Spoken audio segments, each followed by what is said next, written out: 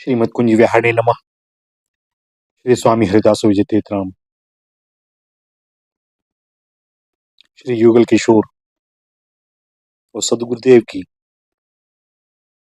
अहेतु की करुणा कृपा के कारण ही यह दास श्रीमद् भागवत महापुराण के प्रथम स्कंद के 7वें अध्याय का वाणी के द्वारा पाठ करने की चेष्टा कर रहा है। 7वां अध्याय है अश्वत्थामा द्वारा द्रौपदी के पुत्रों का मारा जाना और अर्जुन के द्वारा अश्वत्थामा का मान मर्दन। श्री शौनक जी ने पूछा, सूत जी, सर्वज्ञ एवं सर्वशक्तिमान व्यास भगवान ने नारद जी का अभिप्राय सुन लिया, फिर उनके चले जाने पर उन्होंने क्या किया? श्री सूत जी ने कहा, ब्रह्म नदी सरस्वती के पश्चिम तट पर शम्याप्रास नाम का एक आश्रम है। वहां ऋषियों के यज्ञ चलते ही रहते हैं। वहीं व्यास जी का अपना आश्रम है। उसके चारों ओर बेर का सुंदर वन है। उस आश्रम में बैठकर उन्होंने आचमन किया और स्वयं अपने मन को समाहित किया।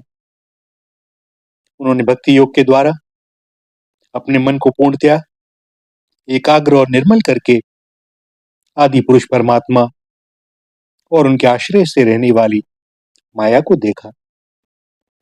इसी माया से मोहित होकर यह जीव तीनों गुणों से अतीत होने पर भी अपने को त्रिगुणात्मक मान लेता है और इस मान्यता के कारण होने वाले अनर्थों को भोगता है। इन अनर्थों की शांति का साक्षात साधन है केवल भगवान का भक्ति योग। परंतु संसार के लोग इस बात को नहीं जानते। यही समझकर उन्होंने इस परमहंसों की संहिता श्रीमद् भागवत की रचना की।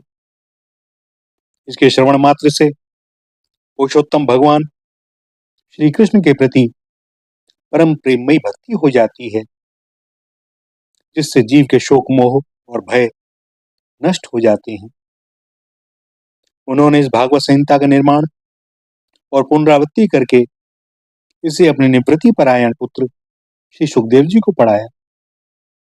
श्री शौनक जी ने पूछा, श्री सुखदेव जी तो अत्यंत निवृत्ति परायण है, उन्हें किसी भी वस्तु की अपेक्षा नहीं है, वे सदा आत्मा में ही रमण करते हैं, फिर उन्होंने किस लिए इस विशाल ग्रंथ का अध्ययन किया?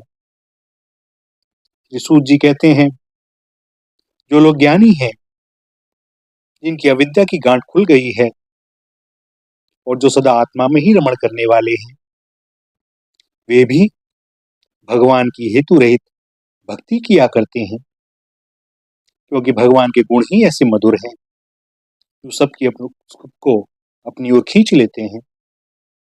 श्री सुखदेव जी तो भगवान के भक्तों के अत्यंत प्रिय और स्वयं भगवान वेद व्यास के पुत्र हैं। भगवान के गुणों ने उनके हृदय को अपनी ओर खींच लिया और उन्होंने उससे विवश होकर ही इस विशाल ग्रंथ का अध्ययन किया।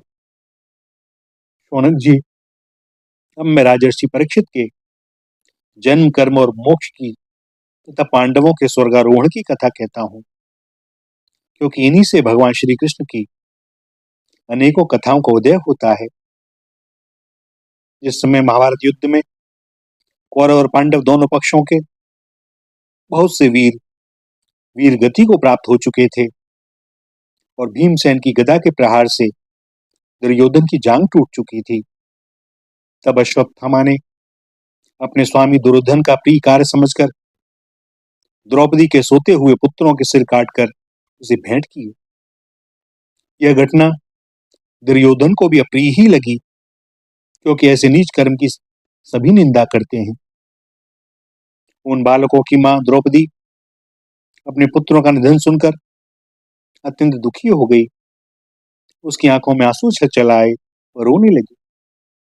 अर्जुन ने उसे सांत्वना देते हुए कहा, कल्याणी, मैं तुम्हारे आंसू तब पहुंचूंगा जब उस आतताई ब्राह्मणाधम का सिर गांडीव धनुष के बाणों से काटकर तुम्हें भेंट करूंगा और पुत्रों की अंत्येष्टि क्रिया के बाद तुम उस पर पैर रखकर स्नान करोगी।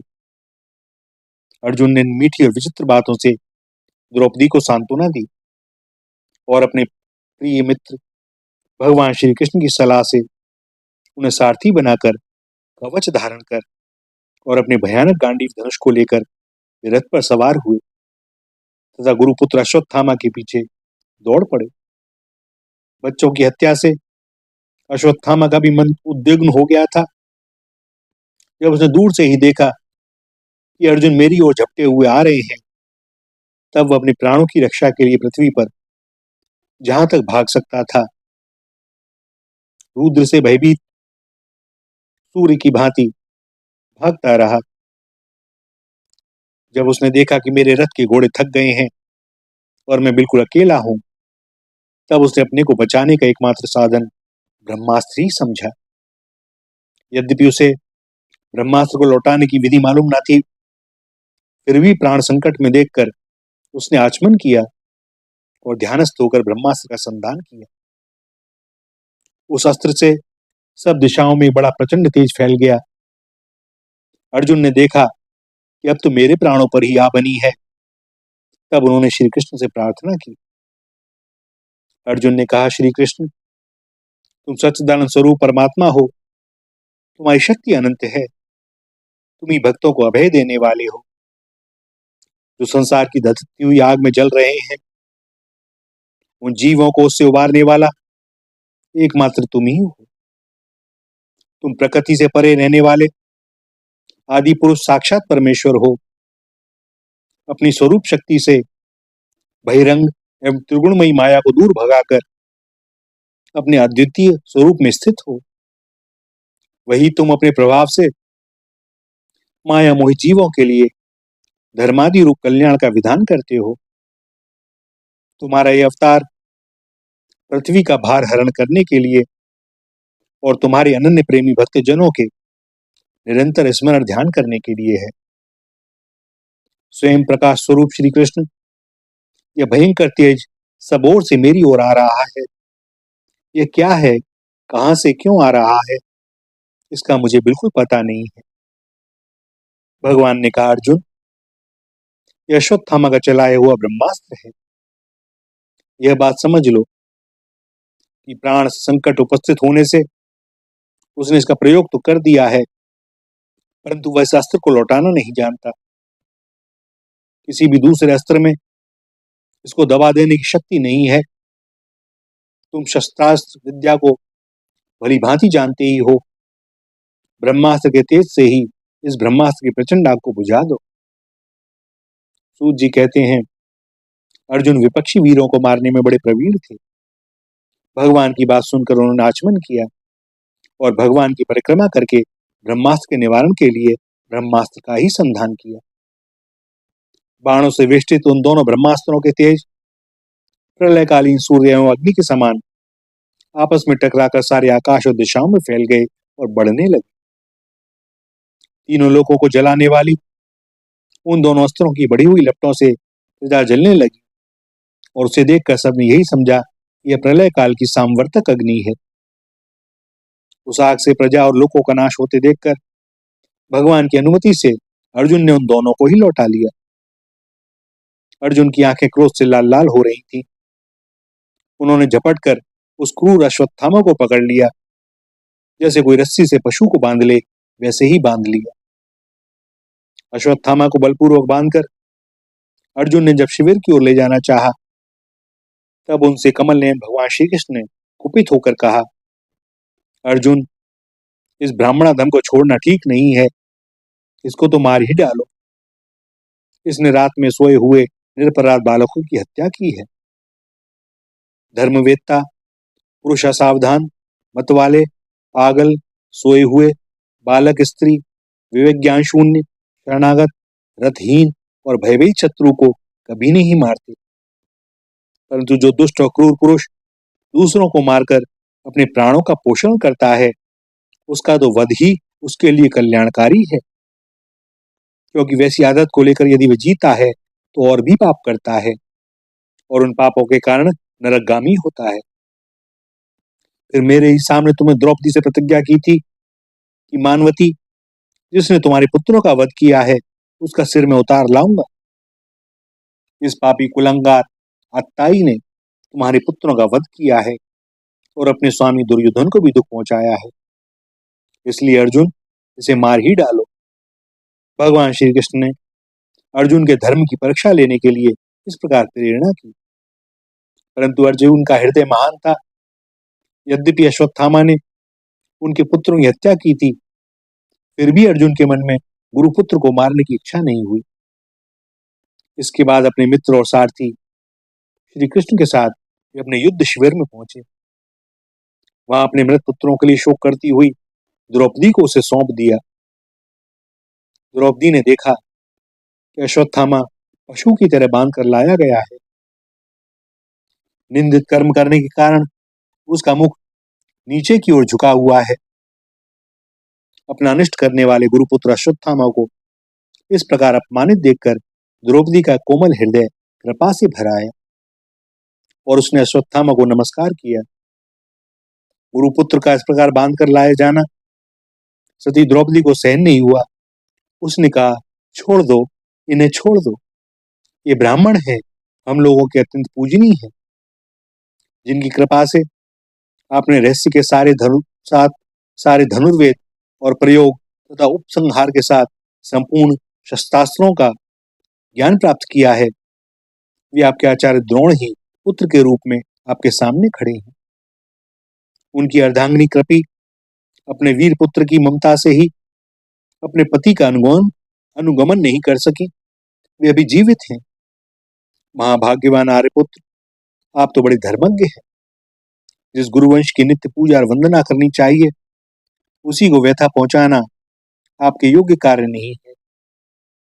जैसे अपने बच्चों के मर जाने से मैं दुखी होकर रो रही हूं और मेरी आंखों से बार बार आंसू निकल रहे हैं, वैसे ही इनकी माता पतिव्रता गौतमी न रोए। जो उच्छृंखल राजा अपने कुकृत्यों से ब्राह्मण कुल को कपित कर देते हैं, वह कुपित ब्राह्मण कुल उन राजाओं को सपरिवार शोकाग्नि में डालकर शीघ्र ही भस्म कर देता है। सूत जी ने कहा, शौनकादि ऋषियों, द्रौपदी की बात धर्म और न्याय के अनुकूल थी। उसमें कपट नहीं था, करुणा और ममता थी।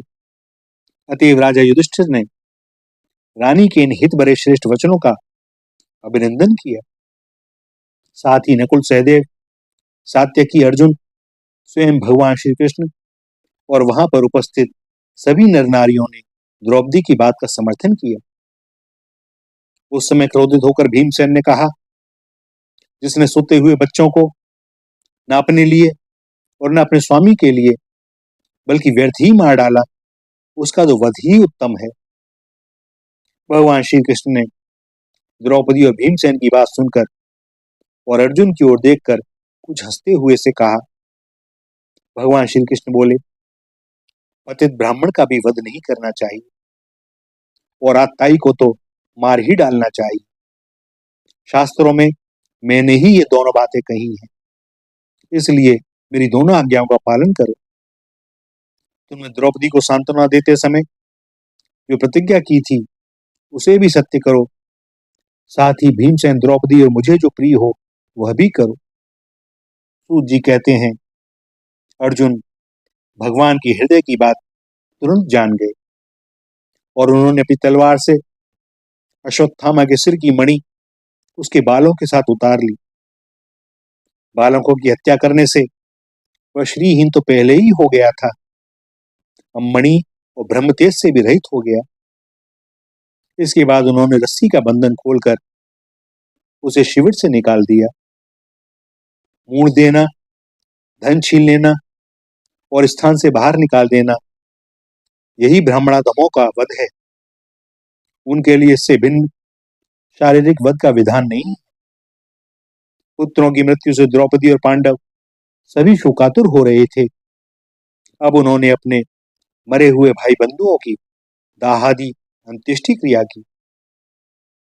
भैया, यहाँ पर प्रथम स्कंद का 7वां अध्याय समाप्त होता है और ये दास अपनी वाणी को विराम देता है।